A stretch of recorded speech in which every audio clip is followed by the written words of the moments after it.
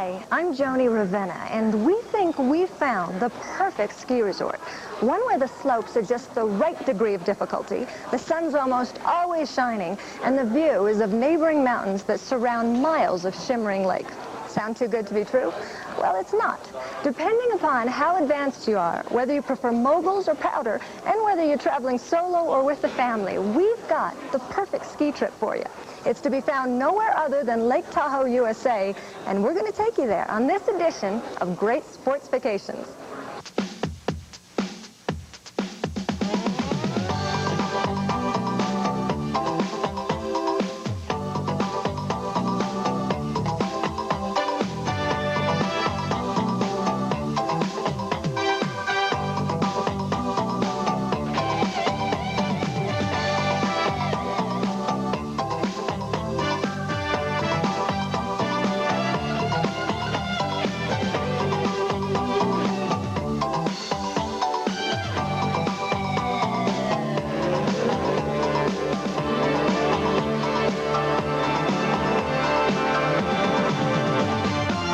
Lake Tahoe and the surrounding ski resorts are probably best known for hosting the 1960 Winter Olympics, specifically Squaw Valley.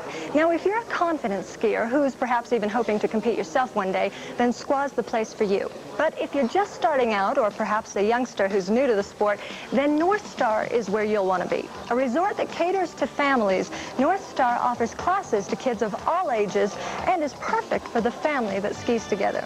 On the South Shore, we'll visit famous Heavenly Valley, which probably boasts the best lake view and definitely has the steepest moguls. Also in this episode, our Great Sports Vacations correspondent, John Stevens, will take us up to the Aleutian Islands off the coast of Alaska. There we'll go out for 300-pound halibut in the fishing capital of the world, Dutch Harbor. While we're there, we'll also take a float plane to a volcanic bay in search of that great Alaskan staple, salmon. So stay with us as we travel the globe in search of adventure. 12, 13 pounds. On the fourth fish in about an hour.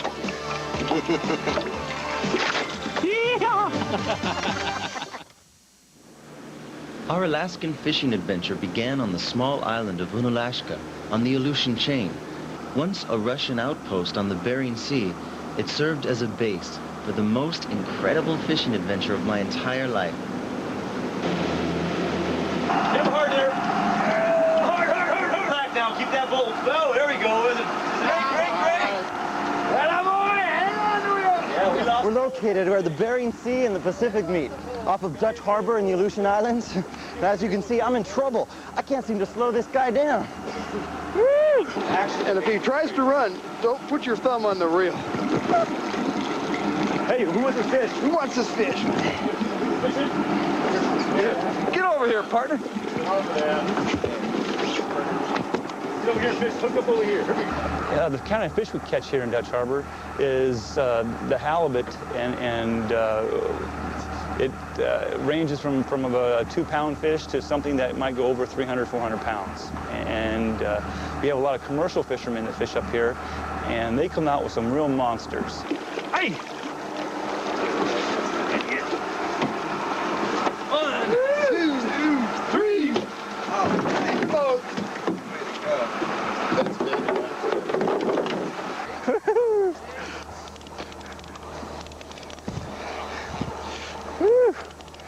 They really set you up here.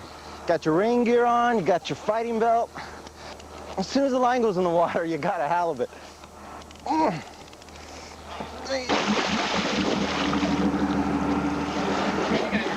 In Alaska, they call this a chicken. It's too small to keep. Regarding the halibut and how strong they are here in town, there's really anything you hear is very possible. These fish are totally unpredictable, and they are like a 500-pound drunken maniac sailor. These fish are totally, anything can happen. I've heard of guys breaking legs. I've heard of guys, the lines cutting their hand.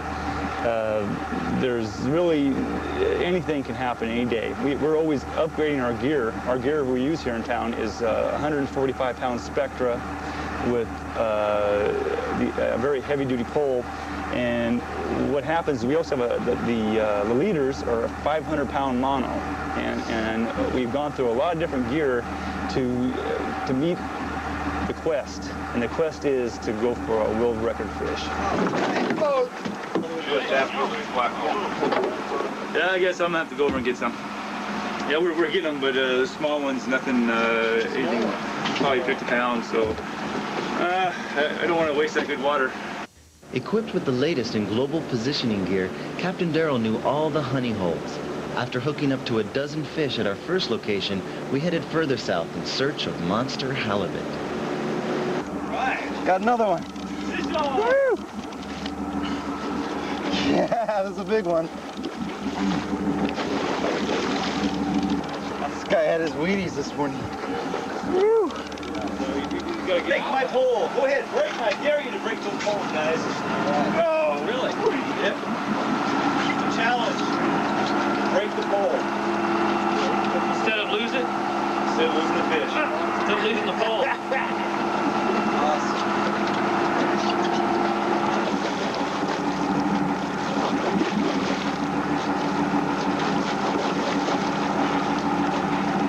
Man, that's a hand crank. Yeah, it's a good one. Gotta crank it.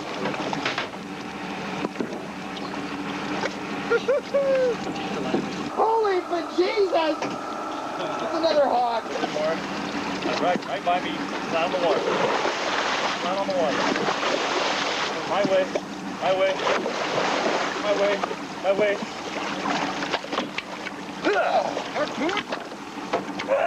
Right this way. All right.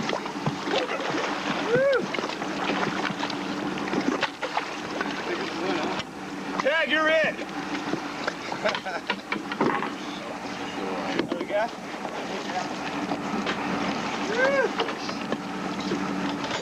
Wow. Nice mouth. Nice mouth. Go down. Go down. Go down. Ready? 1, 2, 3. We have a big, not only weather, but we also have ocean differences. We have two bodies of water.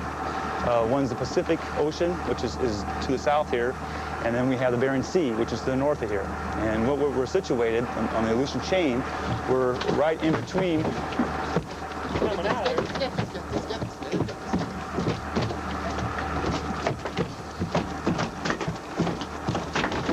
Hey! Action, action, ACT! The weather system in Dutch Harbor is the Bering Sea and the Pacific, and not only the two different weather systems, we also have two different water temperatures. We have the warm current from the south, and we have the cold from the north. And I think it really makes a real ideal place for fishing. There's a big biomass here in town. And what we have a lot of cod, we have a lot of herring, big octopus, and this feed that halibut just absolutely love.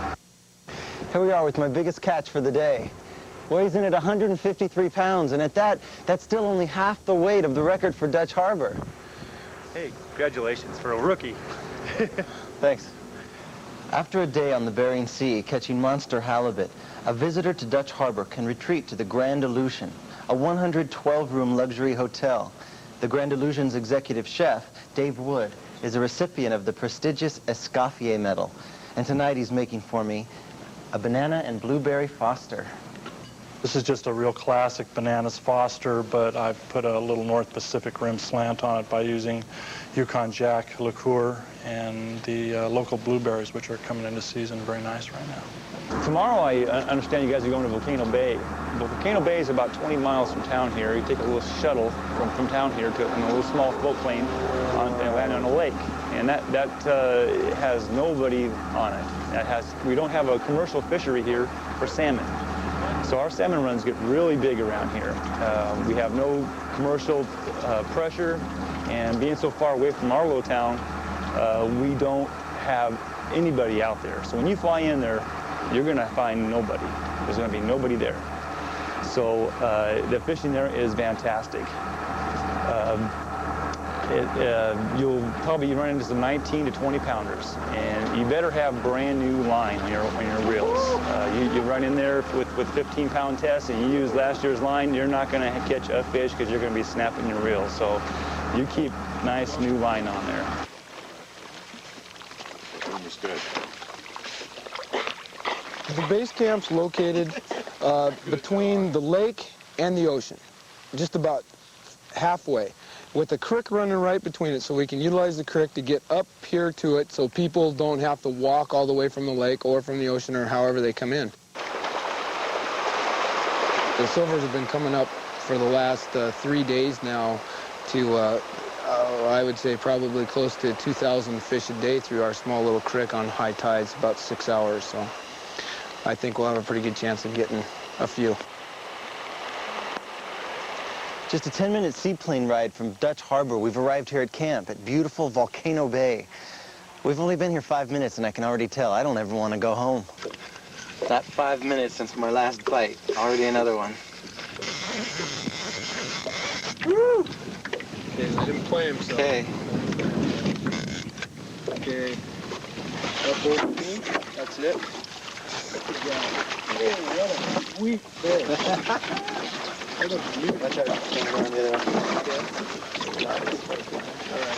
All right. The drag's kind of coming off of there pretty weird right now. It's pretty tight. Looks like it's going to be a keeper. Okay. Easy up. Okay.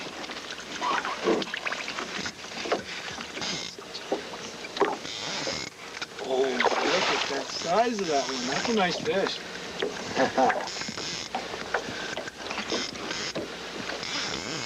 He doesn't like to think of his coming. He's seen these nets before and he's imagined to avoid them this long.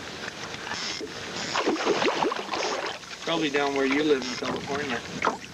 Yeah. It's in the field. Right into the net. All right. Good job. Look at Good this. job. Woo! Nice fish. Watch yourself. They got real sharp teeth. 12, 13 pounds. Fourth fish in about an hour.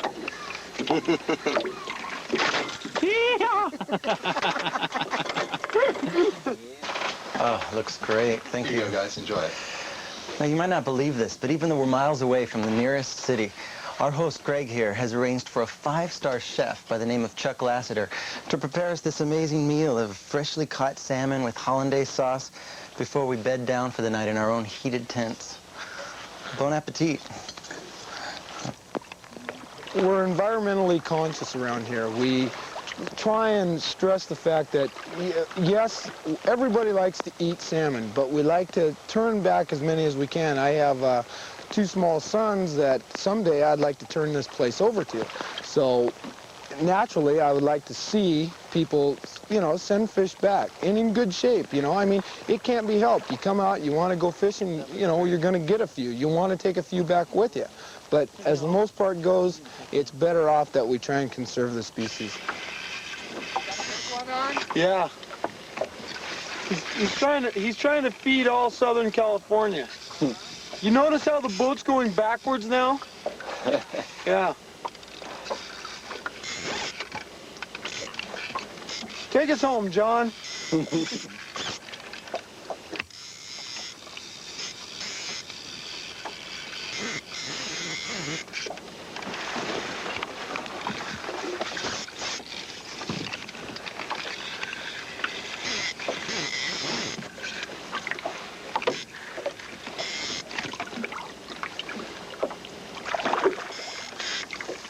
Come on, mister.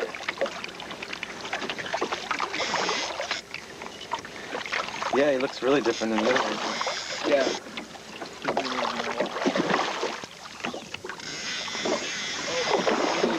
He's bleeding. We're gonna have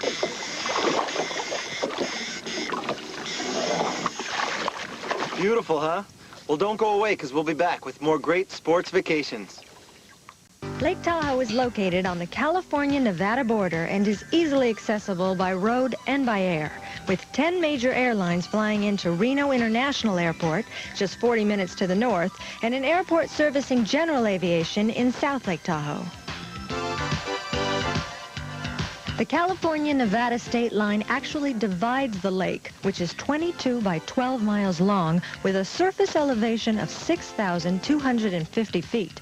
But the real altitude is on the slopes, with summit elevations of over 10,000 feet.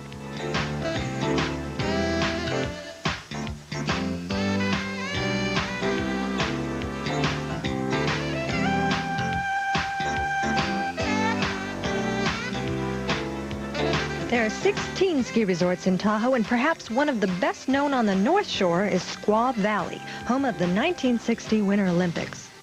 With 8,300 acres of skiable terrain, Squaw Valley caters to skiers of all abilities.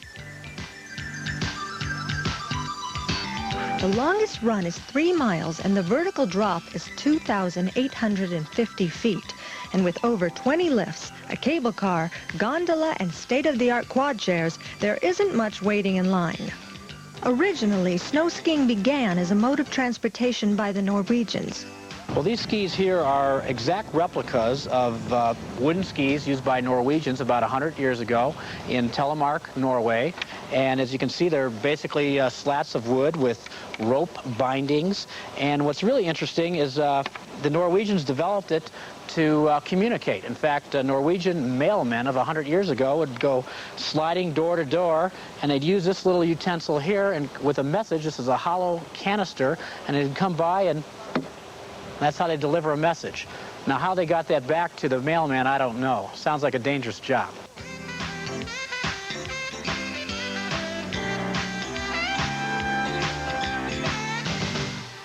The Sierra's most self-contained resort, from the top of 8,600-foot-high Mount Pluto to the Village Mall, is North Star.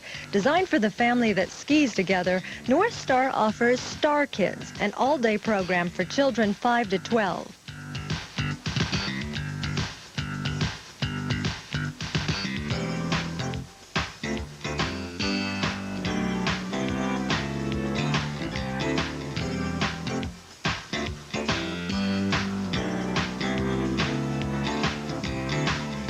% of North Star's terrain is intermediate, 25% for beginners and 25% for advanced.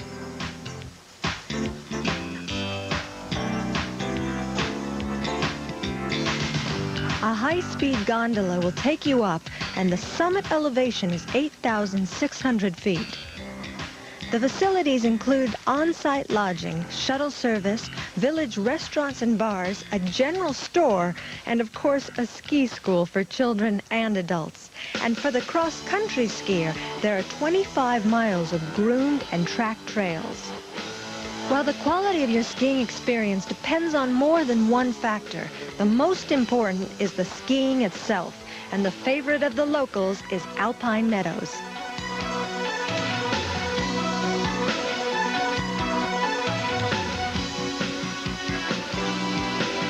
Alpine Meadows is located on the Sierra Crest, where they say Mother Nature deposits more snow than at other areas.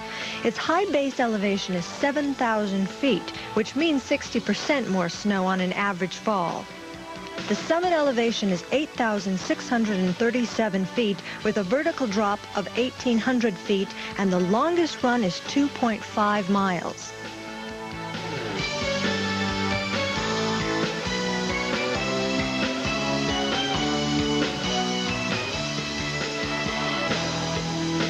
Alpine is also known for having a variety of terrain, not just for beginner, intermediate, or expert.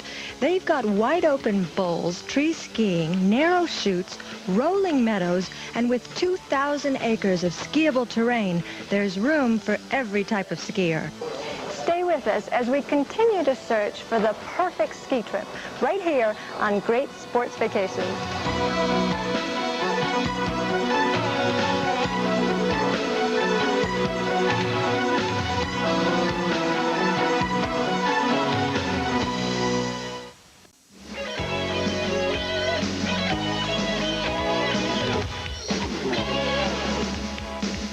Heavenly valley with its spectacular view of the lake looks as though it truly could have been created for the gods. And it's perfect for the advanced skier. With vertical drops up to 3,000 feet, that's what scares me. I'm intermediate, but I know if I don't just go for it, the executive producer will probably come up and push me. So, bottoms up.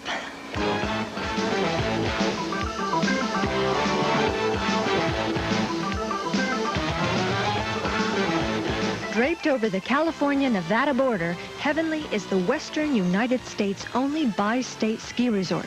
And at an elevation of 10,100 feet, Heavenly is by far Tahoe's highest ski resort, where they say the snow packs in some 300 to 500 inches a year. Kirkwood is located 35 miles south of South Lake Tahoe in one of the most beautiful alpine valleys of all. The ridge of the Sierra rises 2,000 feet above Kirkwood's high mountain meadow, providing some of the most exciting, diverse skiing terrain in North America. The top of Wagon Wheel Chairlift is 9,500 feet, and the resort's base elevation is the highest in Northern America, with annual snowfall of 425 inches.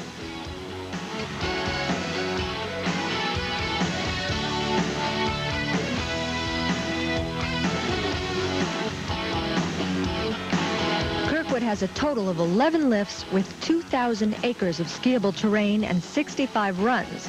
Kirkwood's 2,000-foot vertical drop provides thrilling terrain for experts, gentle slopes for beginners, and a full 50% of the runs are perfect for intermediates.